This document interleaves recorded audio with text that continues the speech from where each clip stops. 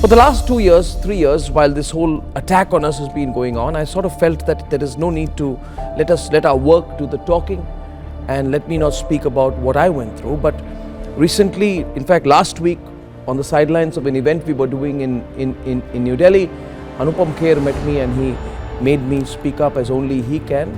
And it's going to be my chat with him. I wouldn't call it an interview, is part of his to be released new show called on digital media, on YouTube, everywhere. It's called Manzile Aur Bhi Hain, and that's going to be coming up on Anupam Kher ji's YouTube channel very soon. But I just want to run a small clip with thanks to Anupam Kher. Here's a clip. Republic became very successful, where you became the main problem for the government at that time.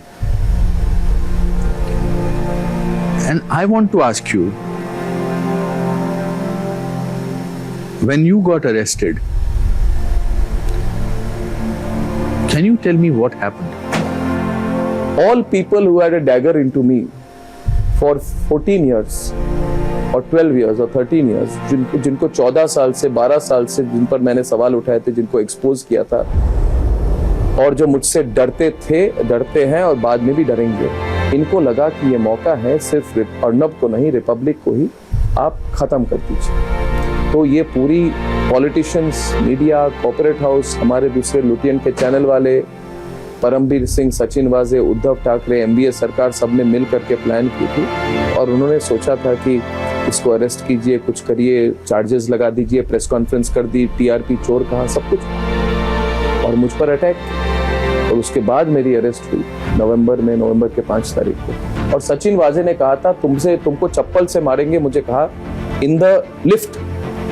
Sachin वाजे जो अंदर है आज, जो अंदर है, मैंने कहा मुझे चप्पल पहनने दो और मुझे बोला तुमको चप्पल से ही मारेंगे, अभी तुम्हारा यही ट्रीटमेंट होगा। खुलकर कहा जा रहा था, खुलकर कहा जा रहा था, और पूरी देश की मीडिया चुप। ये लुटियन मीडिया वाले जो मुझे सवाल उठाते, सब लोग चुप। मैंने जज को कहा I want to tell you I have been injured, I have been beaten, I want to show you my wounds, I want to show you my wounds. और मैंने अपने हाथ में जितने खरोच लगे थे, पूरा शोल्डर, मैंने, मेरी वाइफ थी, मेरी वाइफ पर को पुश किया जा रहा था, बोलने नहीं दिया जा रहा था। मेरी वाइफ ने कहा कि यू नो शी सॉ, उनको एंटर नहीं करने दिया जा रहा और वो खड़ी रही। मैंने अपना शर्ट खोलने की कोशिश की, जज ने बोला मत दिखाइए, फिर बोला मेडिकल एग्जामिनेशन के लिए ले जाओ। मेडिकल एग्जामिनेशन हुई और कुछ नहीं बोलूंगा, मगर इतना कह दूंगा बिना नाम लिए कि डॉक्टरों ने पूरा देखा, मुझे एग्जामिन किया और बोला you have really got injured. पहले तो जब मैं गया वहाँ पे तो जेलर थे, उन्होंने मुझे कहा कि हमें बहुत शर्मिंदगी है कि आपका ऐसा हालत है, वी फील वेरी बैड, ये सब कहा। और उसके दिन, अगले दिन जो वहाँ पे बाथरूम, वहाँ पे मैं बाथरूम में गया और बाथरूम के अंदर मुझे रखा गया करीब 1 घंटे तक कि बाथरूम बाहर साफ हो रही है, आप अंदर नहीं आ सकते। तो जेल के बाथरूम में मुझे लॉक किया गया। वहाँ के पुलिस के लोगों ने मुझे